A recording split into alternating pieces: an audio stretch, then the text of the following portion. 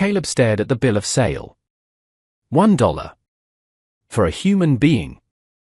The word joke was scrawled at the bottom in Marcus Thorne's arrogant hand. He looked from the flimsy paper to the woman huddled in the back of the wagon, a threadbare horse blanket the only thing covering her. She was smaller than he'd imagined, all sharp angles and wide, dark eyes that held a fire he hadn't expected. They weren't pleading.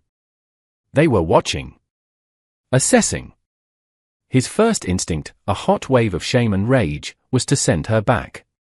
But back where? Thorne had bought her off some desperate rail crew foreman and had her delivered to Caleb's failing ranch as a punchline. A final, cruel jab at the man who'd lost everything his father had built. The sky had turned the color of old bruises, mirroring the ache in his soul. He was a man drowning, and Thorne had just thrown him an anchor. He clenched his jaw, the sound a dry crack in the heavy silence. What was he supposed to do? Let her perish out here? The thought was a bitter pill. He was broken, but he wasn't that. He stalked to the wagon, his boots heavy in the dust. He wouldn't look at her face. He couldn't. He just pointed a stiff finger toward the dilapidated bunkhouse. There, he growled, the single word a dismissal. You can stay there. He turned his back before he could see her reaction, striding toward his own lonely house, the piece of paper crumpling in his fist. The joke wasn't funny. It was a weight, another failure to add to the long, sorry list that was his life now. He didn't want a person, he wanted a miracle. And all he got was Thorne's cast-off cruelty. She didn't stay in the bunkhouse. The next morning, Caleb saw her emerging from the old barn, dressed in a pair of his late father's work trousers, cinched at the waist with a piece of rope, and a patched shirt that swallowed her small frame. Her name, he learned from a tag left on her discarded belongings, was Mai. She didn't speak a word of English, and he knew nothing of her language. Their world was reduced to gestures and the vast, oppressive silence of the plains. For days, he ignored her, a ghost at the edge of his vision. He expected tears, or pleas, or for her to simply give up and wander away. She did none of those things. Instead, she began to work. She started with the chicken coop, which had been falling apart for a year. With a focus that unnerved him, she found old nails he'd left to rust, straightened them one by one on a flat stone, and began reinforcing the rotted boards. He watched from the porch, a cup of lukewarm coffee growing cold in his hands. He saw the way she moved, with an economy of motion, her chin high, her shoulders back despite the oversized clothes. There was a defiance in her labor, a quiet refusal to be the punchline to Thorne's joke. One of his few remaining ranch hands, a cynical man named Roy, snickered. Looks like your dollar is earning its keep. Caleb's response was a low growl that silenced him instantly. He didn't understand what he was feeling. It wasn't pity. It was something closer to grudging awe. She wasn't waiting for him to save her. She was saving herself, one straightened nail at a time. The garden was her next conquest. It was a barren patch of earth behind the main house, choked with weeds and baked hard by the relentless sun. His mother had once grown roses there. Now, it was just another testament to his neglect. Mai seemed to see something else.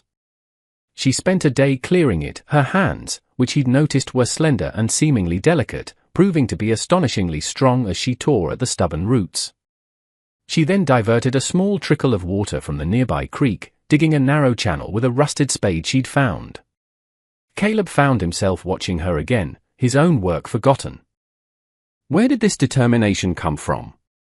She was a stranger in a hostile land, sold like livestock, yet she was planting seeds of a future in soil he had long since abandoned. He saw her studying the almanac in his father's old office, her finger tracing the illustrations, her brow furrowed in concentration. She couldn't read the words, but she understood the pictures, the phases of the moon, the cycles of the seasons. It was a language older than words. One afternoon, he walked out to her. He didn't know what to say. He just stood there, a silent, hulking shape. She looked up, her face smudged with dirt, and held out a handful of dark, rich earth. She hadn't just cleared the weeds, she had been turning the soil, enriching it with compost from the coop. She was making the place better. The realization struck him with the force of a physical blow. While he was managing a slow decay, she was cultivating life. The first snow came early, a bitter wind that howled like a predator. Supplies were dangerously low, and the cattle were gaunt. It was the moment Thorn had been waiting for.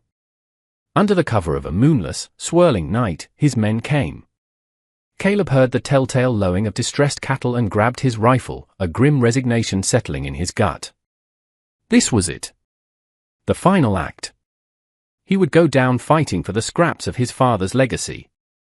As he burst from the house, he saw Mai silhouetted against the barn door. She held 2 lanterns. He thought she was frozen in fear, but then she moved with purpose. She didn't run toward the fight. She ran the other way, toward the far end of the pasture, one lantern held high, the other swinging low. He didn't understand. Then he saw her plan. She wasn't confronting Thorn's men, she was outmaneuvering them. Using the lanterns and a series of sharp cries, she spooked the herd, sending them stampeding not toward Thorn's waiting hands, but deeper into Caleb's own property, into a narrow, defensible canyon he rarely used. The rustlers, caught off guard by the sudden chaos from an unexpected direction, were thrown into disarray. They fired a few useless shots into the dark and retreated, their plan ruined. Caleb stood, rifle lowered, the wind whipping at his coat. He had been ready to meet violence with violence. She had met it with intelligence. He looked across the snowy expanse at the small figure with the lantern, a single point of light in the overwhelming dark. She hadn't just saved his cattle. She had saved him from his own self-destructive pride. The victory came at a cost. The brutal night in the cold, soaked to the bone, left Mai with a fever that raged for days. Caleb found her collapsed in the barn, her skin burning. He carried her into the main house, laying her in his own bed, the first time she had ever crossed its threshold. For 3 days, he was her reluctant nurse. He bathed her forehead with cool water and forced broth between her chapped lips. The house was silent save for her shallow breaths and the crackle of the fire. In her delirium, she spoke in her own language, words that were soft and flowing, so different from the harsh, guttural sounds of his own world. During the long, quiet hours, he found himself truly seeing her for the first time. He noticed a small, pale scar above her eyebrow, the determined set of her jaw even in sickness. Tucked into her pocket, he found a small, intricately carved wooden bird, its surface worn smooth from countless touches. It was a tangible piece of a life he couldn't imagine. A profound guilt washed over him, cold and sharp. He remembered the horse blanket, the single, dismissive word, the days he had treated her as less than human. He sat in the chair by the bed, the firelight casting long shadows on the walls, and a quiet, hoarse apology escaped his lips. "I'm sorry," he whispered into the still room. He knew she couldn't hear him, but he had to say it. He was apologizing not just to her, but to the man his father had wanted him to be. When the fever broke, it was as if spring had come to the small, dark room. One morning, Mai's eyes were clear again. She was weak, but the fire was back. As she recovered, a new dynamic formed between them. The silence was no longer oppressive, it was comfortable, filled with unspoken understanding. He started teaching her words. He'd point to an object. "Cup," he'd say. "Cup," she would repeat, her pronunciation careful. Her first English word, learned before her illness, became their mantra. One afternoon, standing by her now thriving garden, she pointed to the mended coop, the healthy shoots pushing through the soil, and then to the sturdy house. "Better," she said, a small, proud smile on her face. He felt his own lips twitch in response.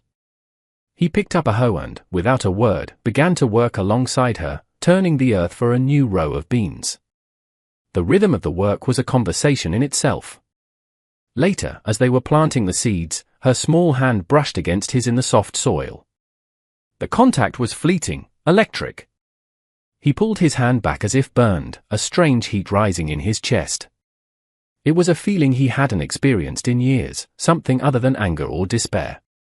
It felt dangerously like hope. He glanced at her. She was watching him, her dark eyes unreadable but steady. For the first time, he didn't look away. The town felt like a foreign country. Caleb hadn't been in weeks, but with the garden producing a surplus, my had indicated they should trade.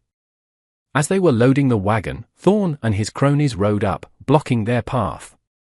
Thorn's eyes, small and venomous, raked over my before settling on Caleb. A sneer twisted his lips. Well, Thorn drawled, loud enough for the whole street to hear. Look what the cat dragged in. I see you kept the gift I sent you. Getting good use out of my dollar. His men laughed, a harsh, braying sound. The old Caleb would have lunged, his fists flying, his rage a blind storm. But the man standing beside me was different. He felt a cold, sharp clarity.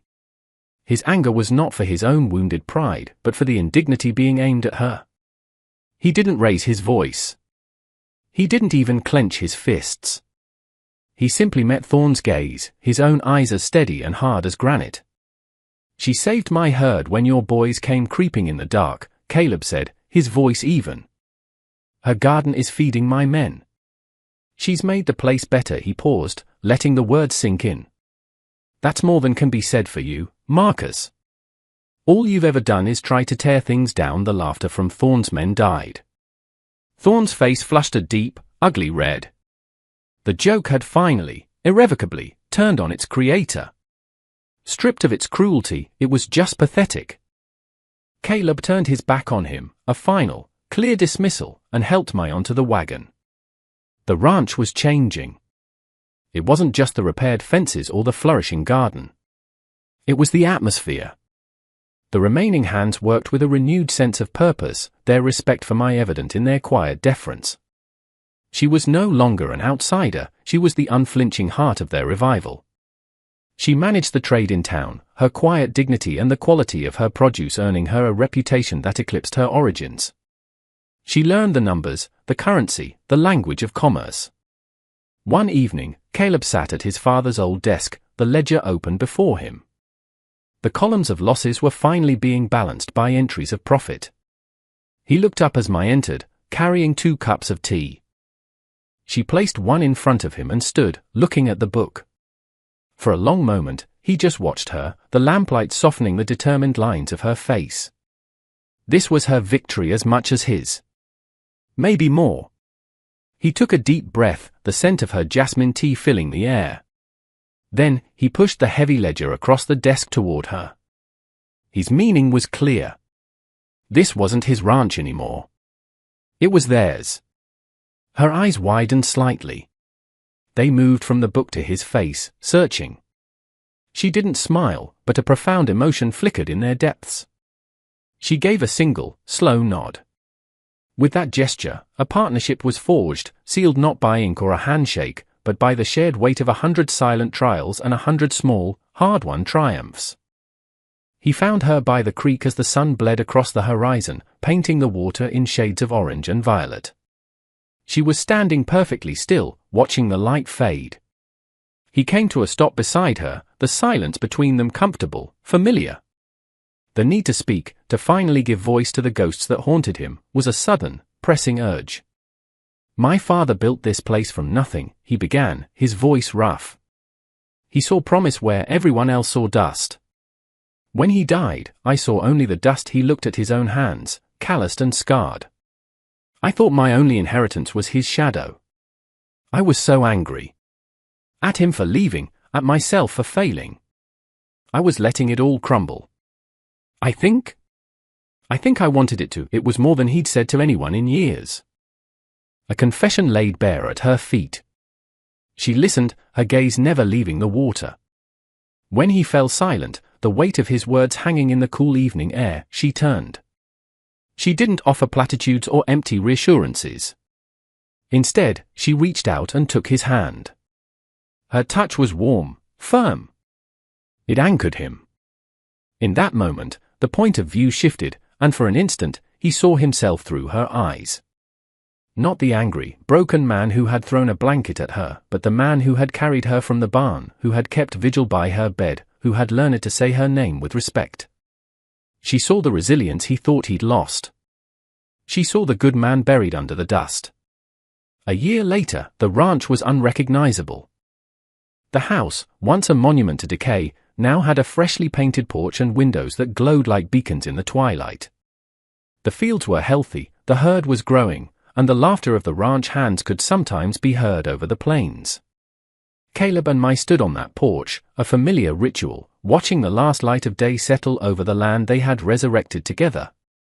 The air was cool and smelled of damp earth and possibility. They were partners in every sense of the word, their movements and thoughts often seeming to flow from a single, shared source. He had taught her to read and write English, she had taught him about patience, about the quiet strength of things that grow. He broke the comfortable silence, his voice low. What now?